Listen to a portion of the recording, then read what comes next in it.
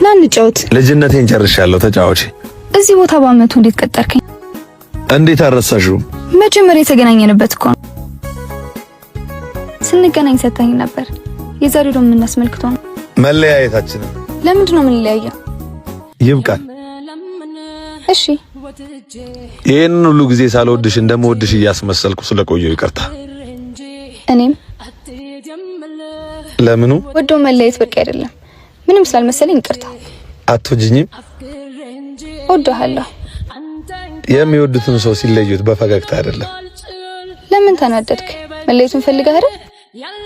በቃ ሂጂ። እሄዳለሁ። እግርም አልሄድም ካለ ይቆረጣል። ልብም ሀዘንን ከለመደ ከማዘን መጽናት ይለምዳል። ቻው።